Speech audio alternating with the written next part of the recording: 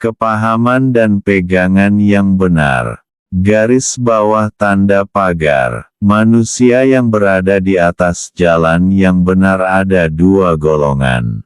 Golongan pertama adalah ahli fikih, yang berjiwa tasawuf, dan keduanya adalah ahli tasawuf yang berjalan di atas landasan fikih.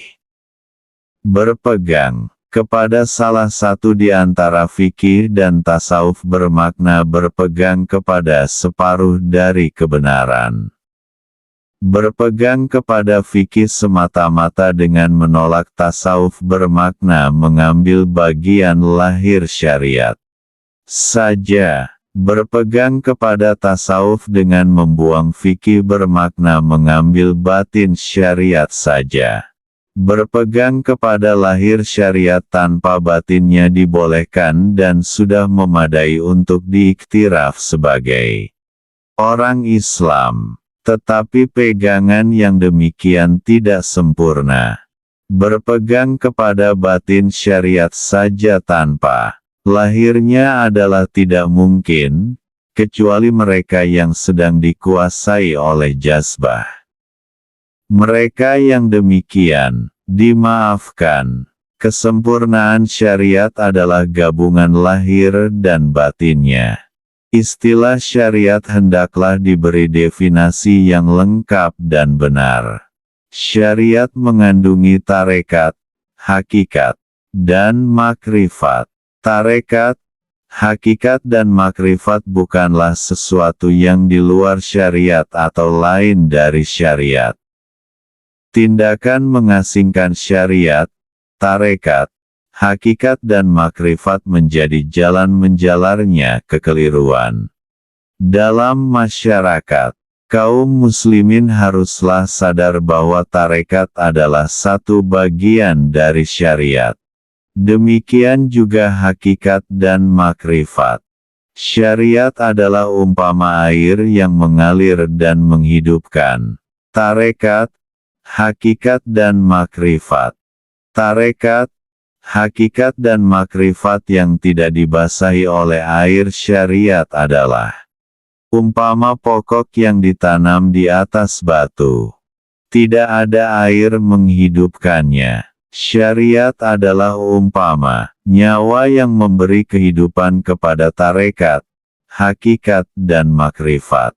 Syariat mengajarkan akidah dan peraturan yang benar.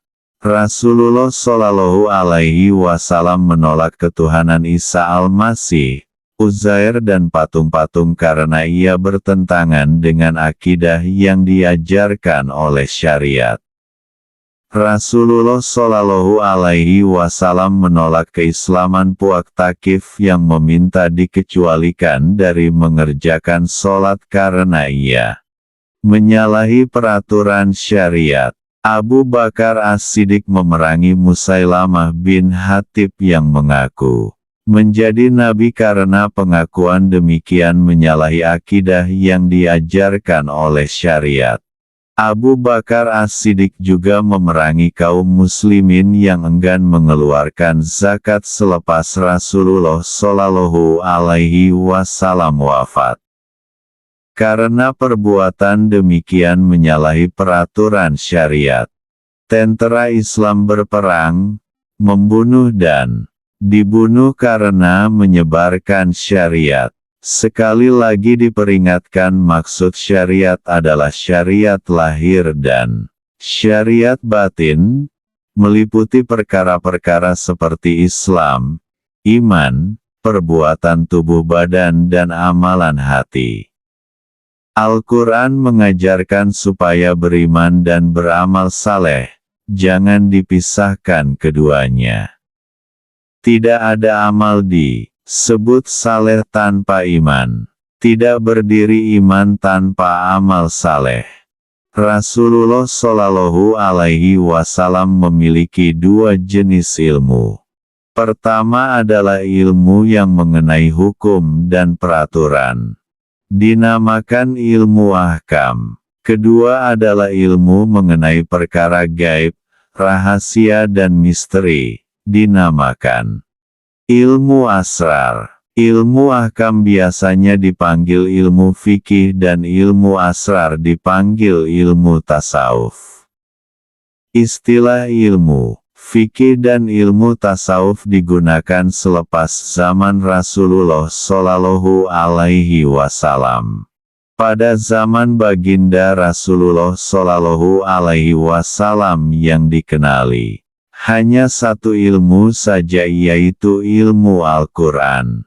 Dalam ilmu Al-Quran ada bagian fikih, yaitu peraturan dan hukum, dan ada bagian tasawuf, yaitu perkara gaib dan kerohanian.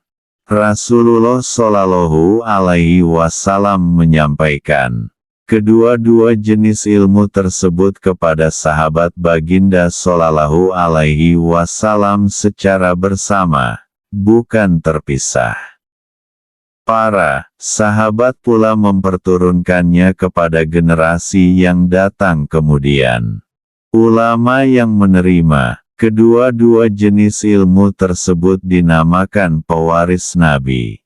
Memiliki satu aspek saja tidak dinamakan pewaris. Ulama yang mengambil bagian hukum dan peraturan saja dinamakan ulama lahir. Masih jauh lagi untuk bergelar ulama syariat. Ulama yang mengambil bagian lahir dan batin itulah yang benar-benar menjadi ulama syariat, pewaris Nabi. Sebagian orang menyangka ilmu tentang kebenaran hakiki, yaitu ilmu asrar, bermaksud ilmu mengenai wahdatul wujud, kesempurnaan yang satu dalam yang banyak dan yang banyak dalam yang satu, fana. Bersatu dengan Tuhan dan baka bersama Tuhan. Fahaman yang demikian adalah tidak benar. Doktrin wahdatul wujud dan yang seumpama dengannya masih terlalu rendah jika dibandingkan dengan kebenaran yang dibawa oleh Rasulullah Shallallahu Alaihi Wasallam. Wahdatul wujud adalah hasil dari kefanaan dan mabuk. Rasulullah Shallallahu Alaihi Wasallam tidak memasuki suasana fana dan mabuk. Ilmu yang baginda Shallallahu Alaihi Wasallam bawa adalah ilmu yang muncul dalam kesadaran, bukan kelupaan. Ilmu kenabian adalah umpama lautan yang luas. Ilmu kewalian sufi yang kefanaan adalah umpama satu titik air. Tetapi bagi orang yang tercampak di padang pasir, satu titik air sangat memberi arti kepadanya. Ada orang menyangka kefanaan lebih tinggi daripada kesadaran. Mungkin mereka memandang kepada kesadaran orang awam. Jika mereka melihat kepada kewalian yang telah sempurna di atas jalan kenabian, tentu mereka dapat melihat bahwa kebenaran hakiki muncul dalam kesadaran, bukan dalam kefanaan. Kewalian yang sempurna bukanlah yang fana terus-menerus, tetapi adalah yang kembali kepada kesadaran biasa dan meneruskan perjuangan Rasulullah Shallallahu Alaihi Wasallam. Ketika di dunia ini berbakti kepada Tuhan lebih utama daripada fana dalamnya. Ahli makrifat yang sempurna adalah yang makrifatnya dihidupkan oleh air syariat dan mereka melibatkan diri di dalam kegiatan masyarakat sehingga ke akhir hayat mereka. Golongan ini tidak mendakwa melihat Tuhan dalam dunia. Mereka mengakui bahwa melihat Tuhan hanya mungkin di akhirat.